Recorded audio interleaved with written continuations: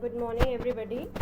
Today we are going to start with the first topic of organizational behavior. Dear students, आपके hospital management के second year के course में आपके पास एक पेपर है which is known as organisational behaviour and organisational behaviour जो topic है ये बहुत ही ज़्यादा इम्पॉर्टेंट है। तो अगर आप अपना सिलेबस देखेंगे तो फर्स्ट जो टॉपिक है that is your concept of organisational behaviour. So here we going to start with the topic 1 of your syllabus that is the concepts of OB. तो डिफाइन ओबी सबसे पहले ऑर्गेनाइजेशनल बिहेवियर होता क्या है हमें ये मालूम होना बहुत ज़रूरी है. To start with organizational behavior is directly concerned with understanding, prediction and control of human behavior in an organization. Look, जब हम लोग जॉब करते हैं किसी भी ऑर्गेनाइजेशन में, अगर जॉब नहीं करते, अगर आप उस ऑर्गेनाइजेशन के ऑनर हो तो आपको एम्प्लॉयज़ की हेल्प से काम करवाना होता है. और क्योंकि हर ह्यूमन बीइंग की डिफरेंट नेचर है, उसका डिफरेंट लाइफस्टाइल है, उसका डिफरेंट एक सोचने का तरीका है, बट हमें उनसे काम लेना है. और अगर वो विलिंगली काम करेंगे अच्छे मूड से तो उनकी एफिशिएंसी क्या होती है, इम्प्रूव होती है, लेबर टर्नओवर रेट कम हो जाता है और ऑर्गेनाइजेशन प्रोग्रेस की तरफ जाती है. तो सबसे पहला काम जो एक ऑर्गेनाइजेशन में होना चाहिए वो ये है कि जो भी हमारी ऑर्गेनाइजेशन में काम कर रहे हैं या जिनके साथ हम काम कर रहे हैं तो हमें उनके बिहेवियर को अंडरस्टैंड करना पड़ता है. अंडरस्टैंड का मतलब हमें समझना पड़ेगा. फिर उनके बिहेवियर को समझने के बाद हम उनके बिहेवियर के लिए प्रेडिक्शंस करेंगे. प्रेडिक्शंस का मतलब फोरकास्ट करेंगे कि अगर ऐसी सिचुएशन आएगी तो ये पर्टिकुलर पर्सन कैसे रिएक्ट करेगा. एंड देन अगर उनका बिहेवियर नेगेटिव है तो हमें उस बिहेवियर को कंट्रोल भी करना है इन एन ऑर्गेनाइजेशन. तो फ्रेड लुथांस क्या कहते हैं कि ऑर्गेनाइजेशनल बिहेवियर क्या है, ये एक स्टडी है जिसके अंदर हम ह्यूमंस की बिहेवियर को अंडरस्टैंड करते हैं, प्रिडिक्ट भी करते हैं और इन केस अगर उनका बिहेवियर नेगेटिव है तो उसको हम कंट्रोल भी करते हैं. I hope this is clear to you all. Now अगर हम ऑर्गेनाइजेशनल बिहेवियर की बात करें तो हम ये एक स्टडी है जिसमें हम इंडिविजुअल परफॉर्मेंसेस को भी चेक करते हैं, स्टडी करते हैं और ग्रुप परफॉर्मेंसेस को भी हम स्टडी करते हैं. जैसे कि आप सबको पता ही होगा कि अगर हम बात करें एक ऑर्गेनाइजेशन की तो कई बार ये होता है कि इंडिविजुअली हमारी परफॉर्मेंस बहुत अच्छी होती है, but organisation is a group of thousand and thousands of persons who work together to achieve a common objective. बहुत सारे लोग इकट्ठे काम करते हैं एक ऑब्जेक्टिव को अचीव करने के लिए. तो अंडर ऑर्गेनाइजेशनल बिहेवियर हम आपके इंडिविजुअल बिहेवियर को ही स्टडी नहीं करते, बट आपका बिहेवियर एक ग्रुप में भी कैसा है एक ऑर्गेनाइजेशन में उसको भी हम स्टडी करते हैं. Now switching to the next topic, objectives of organisational behaviour. चाहे आपके सिलेबस में नहीं है but still then you must know कि हम अगर मैं एक सब्जेक्ट की बात करती हूँ ऑर्गेनाइजेशनल बिहेवियर की, तो ये सब्जेक्ट इतना इंपॉर्टेंट क्यों है जिसको आपके कोर्स कंटेंट में ऐड किया गया. तो इसके लिए हमारे लिए ज़रूरी है कि हम ऑर्गेनाइजेशनल बिहेवियर के ऑब्जेक्टिव्स को बात करें कि ऑर्गेनाइजेशनल बिहेवियर को स्टडी करना ज़रूरी क्यों है. अब जैसे कि मैंने आपको बताया, the organisations in which people work have an effect on their thought, feelings and actions. These thoughts, feelings and actions affect the organization itself. देखो वो ये है कि आप जिस भी ऑर्गेनाइजेशन पे काम करते हो आप उस ऑर्गेनाइजेशन से सेटिस्फाइड हो, डिससेटिस्फाइड हो, इन सब चीज़ों का इफ़ेक्ट पड़ता है आपके सोचने के तरीके पे जिसे आप थॉट्स कहते हैं, आपकी फीलिंग्स पे और आपके एक्शंस पे. एक्शंस का मतलब कि आप काम कैसे करते हो. तो अल्टीमेटली ऑर्गेनाइजेशन का इफेक्ट आपके थॉट्स, आपके फीलिंग्स और आपके एक्शंस पे तो है ही है, और इन रिटर्न आपकी इन फीलिंग्स, थॉट्स और एक्शंस का रिटर्न ऑर्गेनाइजेशन पे भी है. अगर आप पॉजिटिव फीलिंग से काम करोगे आपकी एफिशिएंसी इंप्रूव होगी जिससे ऑर्गेनाइजेशन प्रोग्रेस की तरफ जाएगी. आपके एक्शंस पॉजिटिव होंगे, आप रिसोर्सेज को प्रॉपर्ली यूटिलाइज करोगे. तो इस तरह से इसका मतलब आपके फीलिंग्स, थॉट, एक्शंस का ऑर्गेनाइजेशन पे भी इफेक्ट है और ऑर्गेनाइजेशन की वर्किंग का इन चीज़ों पर भी इफेक्ट है. तो ऑर्गेनाइजेशनल बिहेवियर में हम इंडिविजुअल बिहेवियर को स्टडी करते हैं, ग्रुप बिहेवियर को स्टडी करते हैं, साथ के साथ हम उन मैकेनिज़म्स, उन फैक्टर्स को भी स्टडी करते हैं जो कि आपके बिहेवियर को डिसाइड करते हैं, प्रिडिक्ट करते हैं जिस तरह से आप दूसरों के साथ बिहेव करते हो, और जो आपका बिहेवियर एक ऑर्गेनाइजेशन के सर्वाइवल के लिए और उसकी इफ़ेक्टिवनेस के लिए ज़रूरी है। तो switching to the next major objectives, हमने थोड़ा सा स्टडी तो कर ही लिया। तो ऑब्जेक्टिव्स क्या हैं? जॉब सेटिस्फैक्शन, क्योंकि इसमें देखो जॉब सेटिस्फैक्शन क्या है, अगर ऑर्गेनाइजेशन के एम्प्लॉयज़ आपके बिहेवियर को स्टडी कर पाएंगे तो वो भी आपके अकॉर्डिंगली आपके साथ इंट्रैक्शंस करेंगे जिससे आप सेटिस्फाइड होगे, ऑर्गेनाइजेशन को राइट पीपल मिलेंगे। एक ऑर्गेनाइजेशन का कल्चर मेंटेन होता है। कल्चर का मतलब कि कोई भी ऑर्गेनाइजेशन में अगर कॉन्फ्लिक्ट्स होंगे, झगड़े होंगे, तो वहाँ का कल्चर अच्छा नहीं है।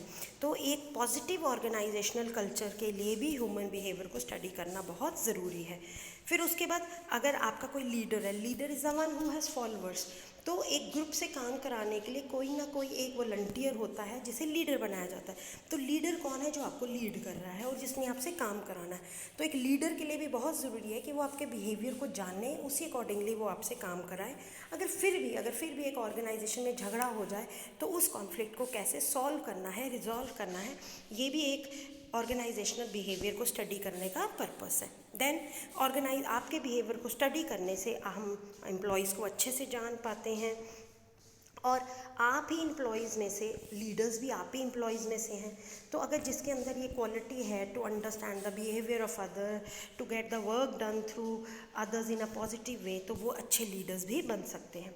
फिर अगर एक गुड टीम को हमने डेवलप करना है, एक टीम स्पिरिट लानी है, तो उसके लिए भी हमें बहुत ज़रूरी है कि एक दूसरे के बिहेवियर के बारे में हमें जानना ज़रूरी है। और प्रोडक्टिविटी, अगर हम अच्छे मूड से काम करेंगे, अगर हमें ये पता है कि हमें लोगों से काम कैसे लेना है, ये पर्सन किस नेचर का है, किस एटीट्यूड का है, तो उससे क्या होगा, वो अच्छे से काम करेगा, जिससे एफिशिएंसी भी उसकी बढ़ेगी, ऑर्गेनाइजेशन की डेफिनेटली प्रोडक्टिविटी तो इम्प्रूव होगी ही होगी। So these were the objectives. Now switching to the topic, that is the fundamental concepts of OB. तो बेटा देखो, जैसे कि मैंने आपको बताया, ऑर्गेनाइजेशनल बिहेवियर की स्टडी बहुत ही ज़रूरी है ऑर्गेनाइजेशन में ऊपर के ऑब्जेक्टिव्स को अचीव करने के लिए। तो हमारे पास इसमें कुछ कंसेप्ट्स हैं, और ये जो कंसेप्ट्स हैं ये रिवॉल्व करते हैं around the nature of people मतलब the one who are working in the organisation and the organisation itself. तो फर्स्ट है हमारे पास हैं concepts: individual differences, perception, whole person, motivated behaviour, desire for involvement, value of a person, human dignity, organisations are social system, mutuality of interest and holistic concept. तो हम इन सारे concepts को one by one क्या करेंगे, explain करेंगे, so that आपको कोई दिक्कत ना आए इन कंसेप्ट्स को जानने के लिए। तो सबसे पहला जो मेरा कंसेप्ट है दैट इज़ इंडिविजुअल डिफरेंस। अब इंडिविजुअल डिफरेंस का मतलब क्या है कि हर इंसान डिफरेंट है। In the whole world every person is different from the others. Even ये सिर्फ एक मिथ नहीं है, ये हमारे सोचने का तरीका नहीं है, साइंस भी इसी आइडिया को सपोर्ट करती है। साइंस भी ये कहती है कि हर इंसान दूसरे पर्सन से क्या है, डिफरेंट है, इन अ मिलियंस में, नॉट एक दो तरीके से डिफरेंट नहीं है, वो मिलियन वेज में डिफरेंट है। जैसे कि हम सबका डीएनए का प्रोफाइल डिफरेंट है, उसी तरह every human being is different. और ये जो इंडिविजुअल डिफरेंस है ये कहाँ से अचीव होता है, ये एक्चुअली आया है साइकोलॉजी से। तो जैसे ही आपका बर्थ होता है, हर पर्सन एक यूनिक है, और उसका जो एक्सपीरियंस है आफ्टर बर्थ वो आपको डिफरेंट बनाता है। आपके किस तरह के एक्सपीरियंसेस हैं वो भी आपके बिहेवियर को क्या करते हैं, प्रिडिक्ट करते हैं। So individual difference is the first concept. Second is your perception का मतलब होता है the way you see things. Perception का मतलब आप चीज़ों को कैसे देखते हो। अब आपके देखने का नज़रिया क्या है। As one coin has the two sides, in the same way आप सबके सोचने का तरीका भी एक सिचुएशन में अलग अलग होता है। तो दो लोग एक सेम ऑब्जेक्ट को डिफरेंटली प्रेजेंट करते हैं। जैसे कि बड़ा कॉमन सा एग्जांपल है, एक ग्लास में पानी है, ग्लास आधा भरा है, तो कुछ लोग कहेंगे ग्लास आधा भरा है और कुछ लोग कहेंगे ग्लास आधा खाली है। तो this is known as perception. तो हम एक चीज़ को कैसे परसीव करते हैं, हम एक चीज़ को कैसे लेते हैं, पॉजिटिवली लेते हैं, नेगेटिव लेते हैं, उसके लिए हमारे व्यूज़ कैसे हैं, ये डिपेंड करता है कि हमारा एक्सपीरियंस कैसा है लाइफ टाइम। और दूसरी बात एक और भी है कि हम हर चीज़ को डिफरेंटली इसलिए लेते हैं क्योंकि हम सबकी पर्सनालिटी डिफरेंट है, हमारी ज़रूरतें डिफरेंट हैं, हमारे डेमोग्राफिक फैक्टर्स अलग हैं, हमारे पास्ट एक्सपीरियंसेस अलग हैं, और हमारी सोशल सराउंडिंग्स भी क्या हैं, अलग हैं। तो ये सारी चीज़ें हमारे परसेप्शन को अफेक्ट करती हैं, क्योंकि अगर हम वेस्ट में रहते हैं तो हम वेस्टर्न कल्चर में हमारे सोचने का तरीका दूसरा है, but when we talk about Indian culture हमारे सोचने का तरीका दूसरा है। तो ये एक सेकंड कंसेप्ट था perception. Now third is whole person. अब ऑर्गेनाइजेशनल बिहेवियर में हम किसी भी इंडिविजुअल को as a whole person study करते हैं। इसका मतलब ये है कि हम आपकी पर्सनल लाइफ को भी स्टडी करते हैं और आपकी वर्किंग लाइफ को भी स्टडी करते हैं। जैसे कि अगर एक विमेन है, वो ऑफिस अटेंड करती है 9 बजे, तो वो हमेशा ये कॉन्शियस रहेगी कि उसके बच्चों का स्कूल टाइम क्या है, तो क्या वो स्कूल में जा पा रहे हैं, नहीं जा पा रहे हैं। तो फिर इसका मतलब ये हुआ कि हम अगर सपोज़ कोई मीटिंग सुबह 8 बजे है, और अगर वही लेडी ये कहेगी कि मुझे तो अपने बच्चों को स्कूल भेजना है, तो आई कैन नॉट कम। तो हम आपकी पर्सनल लाइफ को आपकी ऑफिशियल लाइफ से अलग नहीं कर सकते। तो ओबी में हम जब इंडिविजुअल की पर्सनालिटी को स्टडी करते हैं तो वो सिर्फ एक वर्किंग लाइफ को पर ही स्टडी नहीं करते, हम उसकी पर्सनल लाइफ को भी स्टडी करते हैं। क्योंकि अगर आपकी वर्किंग लाइफ की वजह से आपकी पर्सनल लाइफ डिस्टर्ब हो रही है तो आप अपनी एफिशिएंसी 100% नहीं दे पाओगे ऑर्गेनाइजेशन में। तो ओबी में हम आपकी पर्सनालिटी को स्टडी करते हैं एज अ होल पर्सन, कोई एक एस्पेक्ट को हम स्टडी नहीं करते। So switching to the fourth concept is motivated behaviour. अब देखो, हर इंसान की बहुत सारी नीड्स होती हैं और हर पर्सन अपनी उन नीड्स को पूरा करना चाहता है, और इसीलिए वो एक ऑर्गेनाइजेशन में काम करता है। आपको काम करने के लिए एक मोटिवेशन की रिक्वायरमेंट होती है, क्योंकि कोई भी इंडिविजुअल 100% एफिशिएंसी से काम नहीं करता until and unless he is motivated by the need. और अगर आप एक ऑर्गेनाइजेशन में काम कर रहे हो और आपको ये लगता है कि आपकी नीड पूरी नहीं हो रही, तो आप जॉब सेटिस्फाइड नहीं होंगे, जिससे कि आप अपने ऑर्गेनाइजेशन में अच्छे से अपनी एफिशिएंसी नहीं दिखा पाओगे, आपका एक्शन कहीं ना कहीं वीक रहेगा। तो ओबी के अंडर हम ये भी स्टडी करते हैं कि कौन से ऐसे फैक्टर्स हैं जो एक इंडिविजुअल को मोटिवेट करते हैं, और उन्हीं नीड्स को पूरा करके ऑर्गेनाइजेशन आपसे काम करवाती है। Now switch to the next concept, that is desire for involvement. अब देखो, हर एम्प्लॉय एक ऑर्गेनाइजेशन में उन अपॉर्चुनिटीज़ को सर्च कर रहा है जहाँ पर वो अपनी सजेशंस दे पाए, जहाँ पर वो अपने डिसीजंस दे के कोई ना कोई प्रॉब्लम्स को सॉल्व कर पाए। तो उनकी ये हंगर है कि वो अपने एक्सपीरियंसेस को आपके साथ शेयर करें, और अगर कोई प्रॉब्लम आए ऑर्गेनाइजेशन में तो अपने व्यूज़ दें। तो ऑर्गेनाइजेशन को क्या करना चाहिए, हमेशा एक अपने एम्प्लॉयज़ को एक अपॉर्चुनिटी देनी चाहिए जहाँ पर वो अपने ओपिनियंस, आइडियाज़, सजेशंस फॉरवर्ड रख सकें, so that proper decision can be taken in an organisation. अब इससे होता क्या, इससे होता है कि एक सेंस ऑफ बिलोंगिंगनेस आती है। एम्प्लॉय को ये लगता है कि yes I M important, employer मेरी भी सजेशन ले रहा है। जैसे कि अगर घर में कोई डिसीजन लेना है और अगर आपके पेरेंट्स आपसे पूछते हैं तो आपको लगता है कि yes I am also the member of the family, मेरी भी सलाह ली जा रही है, आई एम ऑल्सो इम्पॉर्टेंट। तो same goes in the organisation. तो इससे क्या होता है कि आपको लगता है कि जो एक फाइनल डिसीजन लिया जाता है that is for the mutual benefit, उसमें आपका भी फ़ायदा हो रहा है और एक ऑर्गेनाइजेशन का भी फ़ायदा हो रहा है। Now switching to the next concept, that is value of the person. अब देखो, हर ऑर्गेनाइजेशन में जितने भी एम्प्लॉयज़ हैं, आपको ये लगता है कि मेरी भी एक आइडेंटिटी होनी चाहिए ऑर्गेनाइजेशन में, मेरी भी एक पहचान होनी चाहिए, और मुझे बाकी फैक्टर्स ऑफ प्रोडक्शन जिसमें लैंड, कैपिटल, आपका लेबर आता है, उन सब से मेरे को एक अलग से ट्रीट किया जाए। तो हर एम्प्लॉय ये चाहता है कि मेरी वैल्यू हो, मेरी इंपॉर्टेंस हो, और मुझे सिर्फ एक इकोनॉमिक टूल ना समझा जाए जिससे काम करा के एक ऑर्गेनाइजेशन अपने ऑब्जेक्टिव को अचीव कर रही है। तो आपको भी एक ह्यूमन बीइंग समझा जाए, आपको एक इम्पॉर्टेंट रिसोर्स समझा जाए, और इससे क्या होगा कि आपका जो परसेप्शन होगा, आपका जो विचार होगा अपनी ऑर्गेनाइजेशन को लेके, आप ये नहीं सोचोगे कि एक ऑर्गेनाइजेशन में से फ़ायदा ले रही है, नो, आपको ये लगेगा ये ऑर्गेनाइजेशन मेरी है क्योंकि यहाँ पर मुझे इंपॉर्टेंस दी जा रही है। तभी आपने देखा होगा ऑर्गेनाइजेशंस में नॉन मोटिवेशनल टूल्स भी होते हैं जिसमें आपको अ टैप एट द बैक, आपको कोई आपको रिकॉग्निशन देता है, एक मीटिंग में बाहर कॉल करके बताया जाता है कि this is a person who has done this good for the organisation, आपको ऑनर्स दिए जाते हैं, आपको अवार्ड्स दिए जाते हैं, आपको प्राइजेस दिए जाते हैं, सर्टिफिकेट्स दिए जाते हैं, just to show that you are important for the organisation. Next concept is human dignity. अब देखो, ये जो ह्यूमन डिग्निटी कंसेप्ट है ये बड़ा फिलोसफिकल है। देखो, हर इंसान को रिस्पेक्ट चाहिए। आपके घर में अगर कोई मेड भी काम करती है उसको भी रिस्पेक्ट चाहिए, तो आपकी ऑर्गेनाइजेशन में अगर कोई क्लास 4 एम्प्लॉई है उसको भी रिस्पेक्ट चाहिए। चाहे तो दिस मीन्स चाहे कंपनी का कोई चीफ एग्जीक्यूटिव ऑफिसर है, सीईओ है, चाहे कंपनी का कोई क्लास 4 एम्प्लॉई है, सबको क्या चाहिए? रिस्पेक्ट चाहिए। तो इसका मतलब, और हमें उनको रिस्पेक्ट कैसे देनी है? रिस्पेक्ट देने का मतलब कि we should treat them different from the factors of production. हमें उनको मशीन से, उनको कैपिटल से, उनको लैंड से अलग ट्रीट करना चाहिए, क्योंकि ह्यूमन बीइंग एक एक पर्सन है ऑफ सोल, ऑफ ब्लड, जिसकी फीलिंग्स हैं और जिसका हार्ट है, जो हर्ट होता है अगर उसको डिग्निटी ना मिले। तो ओबी में हम ये स्टडी करते हैं कि एक डिग्निटी बहुत इम्पॉर्टेंट है लोगों के लिए, और हमें उन्हें रिस्पेक्ट और उन्हें डिग्निटी से क्या करना चाहिए? ट्रीट करना चाहिए, अगर उनसे हमें 100% एफिशिएंसी का लेवल अचीव करना है। So next is organisations are social system.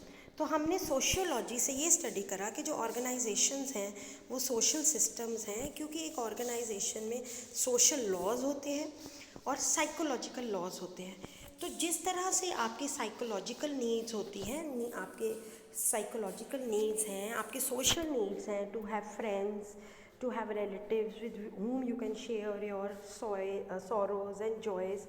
तो आपकी जो बिहेवियर है वो एक ग्रुप से भी इन्फ्लुएंस होता है और आपकी अपनी नीड से भी इन्फ्लुएंस होता है। तो इसका मतलब ऑर्गेनाइजेशन में दो तरह के सिस्टम्स इवॉल्व करते हैं। वन इज़ फॉर्मल सिस्टम, जिसमें अथॉरिटी रिस्पॉन्सिबिलिटी रिलेशनशिप होता है, और एक होता है इनफॉर्मल, जिसमें आप कह सकते हो आपका फ्रेंडली रिलेशन होता है। तो इन दो सिस्टम्स की वजह से हम ऑर्गेनाइजेशन को क्या कहते हैं? Social system. Next is mutuality of interest. तो म्यूचुअलिटी का मतलब होता है म्यूचुअल, एक दूसरे का इंटरेस्ट। तो ऑर्गेनाइजेशन का अपना पर्पस है और जो वहाँ पर लोग काम कर रहे हैं उनका अपना ऑब्जेक्टिव है।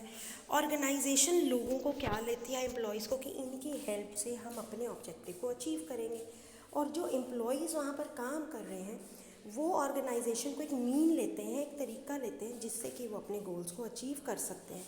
तो इसका मतलब ऑर्गेनाइजेशन का भी अपना ऑब्जेक्टिव है और वहाँ पर जो एम्प्लॉयज़ काम कर रहे हैं उनका भी अपना ऑब्जेक्टिव है। बट स्ट्रैटेजीज ऐसी होनी चाहिए, एक ऑर्गेनाइजेशन का कल्चर ऐसा होना चाहिए कि एक ऑर्गेनाइजेशन का ऑब्जेक्टिव तो अचीव हो रहा है, लाइक हाई प्रॉफिट्स हो रहे हैं, प्रोडक्शन इंक्रीज़ हो रही है, उनकी गुडविल राइज हो रही है, बट साथ के साथ एम्प्लॉयज़ की भी नीड्स को क्या करना चाहिए? सेटिस्फाई करना चाहिए। जैसे उनको बोनस दे दिया जाए, उनको जॉब सिक्योरिटी दे दी जाए।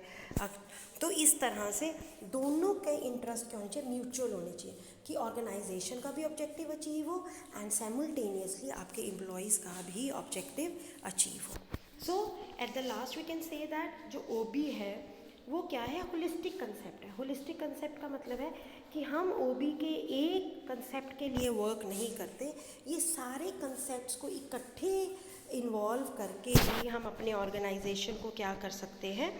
हम ऑर्गेनाइजेशन को अच्छे से चला सकते हैं और अपने एम्प्लॉयज़ को सेटिस्फाई कर सकते हैं। तो यही वो कह रहा है कि when the fundamental concepts of OB are placed together, जब ये सारे कंसेप्ट्स को हम इकट्ठा कर देते हैं तो क्या बन जाता है? होलिस्टिक कंसेप्ट बन जाता है। This concept interprets people organisation relationship. तो ये कंसेप्ट लोगों का और ऑर्गेनाइजेशन के रिलेशनशिप को स्टडी करता है और वो ये कहता है कि ये we have to study the person as a whole person, we have to study the behaviour of a person as a whole group, as a whole organisation and whole social system. तो यहाँ पर हमने क्या study करा? हमने लोगों को study करा in an organisation on a broader view, और हमने इतने सारे फैक्टर्स जो भी पॉसिबल होते हैं टू स्टडी द बिहेवियर, उन सब को हम स्टडी करते हैं अंडर ऑर्गेनाइजेशन। तो I hope it is clear. So all the concepts of OB are clear to you, I think, and these all concepts work together to make OB a holistic concept. Thank you and have a nice day.